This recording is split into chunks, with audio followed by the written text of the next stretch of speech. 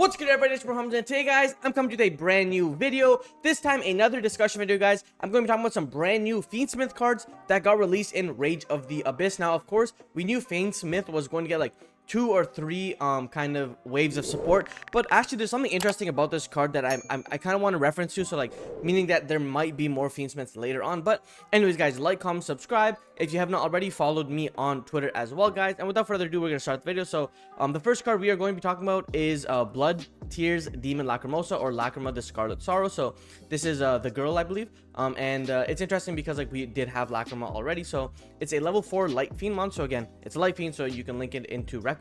This card's always treated as a Fiendsmith card. Oh yeah, true, because it doesn't have Fiendsmith in its name. So it's always treated as a Fiendsmith card. You can only use each effect once per turn.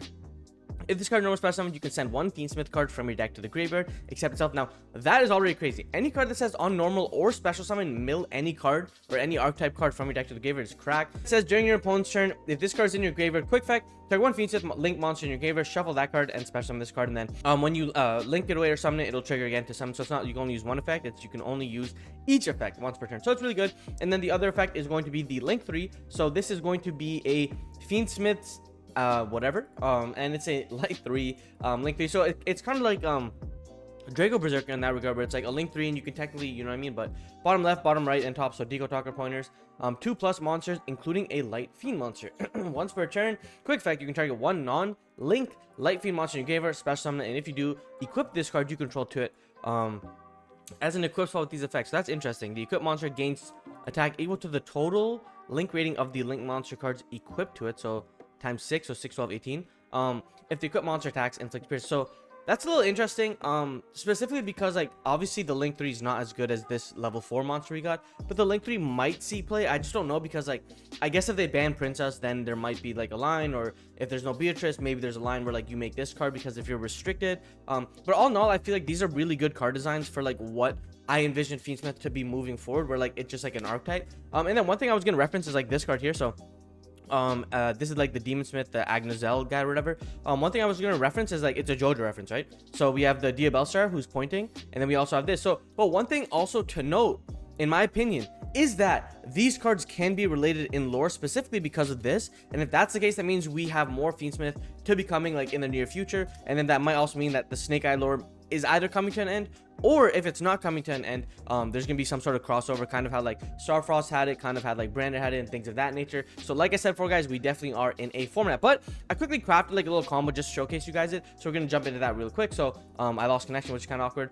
but from here we will go ahead and we will jump into a duel, make sure the right deck is equipped. Okay, cool. So basically what I'm going to do is I'm gonna only get Lacrima into my hand, and I'll show you guys basically like what the deck is kind of aiming to do, in a sense, especially now that like it's kind of a 1-card combo in that regard. So that's why I'm saying that. Let me try and find it. Yeah, right here. So we got Lacrima the Scarlet Sorrow. So again, she's always a Fiendsmith card when she's normal special summon. So basically we go ahead and normal Lacrima, use Lacrima effect to go ahead and send any Fiendsmith card. Of course, we only have like the 1 Fiendsmith right now that we're gonna send, but the unique thing about this is now this card can become a link 1, and any deck that has a card that does something on summon and then goes into a link 1 is busted. So from here we go into Requiem. Now we can go ahead and use Requiem effect. Requiem effect will go ahead and trigger to summon out our Fiendsmith, and then because we have the link engraved, we can use this Fiendsmith effect. We can declare, shuffle this into the extra deck, and summon out the Fiendsmith. And then from here we can go ahead and link these 2 monsters away into our sequence. Again, now we use sequences effect, shuffle back to light fiends, and again being able to get the Lacrima is big because we have the Fiendsmith engraved. So it's basically like a 1-card combo without having additional bodies, so that's what kind of makes it a lot better. So from here we go Lacrima, Lacrima effect, reborn our engraver. Then here we have multiple plays. So one of the plays, and of course I'm sure you guys know the generic play, it's going to be Beatrice. So you go Beatrice effect, detach.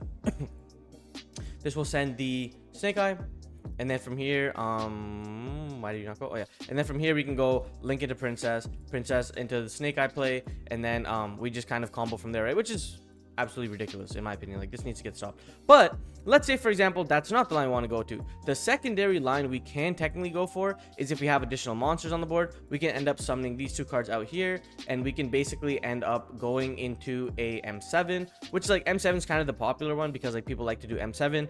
We just need an additional monster on board, and like technically we don't have an additional monster on board, but M7 is also good. You can also just make like a Caesar and keep playing, things of that nature. So again, I do think that the way that these cards are kind of being crafted, I think it's a great direction that the deck can take personally. I do think that there are ways to break it, and especially depending on like the Fiendsmith cards that we get, because like right now we have some interesting Fiendsmith cards, but we don't have anything that's like crazy. So this card is like the one that I was alluding to. It says target 1 level 7 or higher light fiend monster you control, send all cards on the field to the graveyard that are not that monster. So it's literally like the cashier card, but like if it set itself, like if your opponent special summons a monster, you can bench this card, send one Fiendsmith monster from deck or extra to the graveyard. So like the reason why it's saying that like makes me think that we will be getting a lot more Fiendsmith cards, especially because like we just got 2 more here. So in my opinion, I think that it's really good. Let me know what you guys think down below, guys. Please go ahead and follow me on Twitter, subscribe to my channel, like, comment, subscribe. I will be live streaming the NAWCQ, doing way better commentary than anybody else. My name's Hamza. Like I always say, guys, keep on shining, never going to dreams. Peace.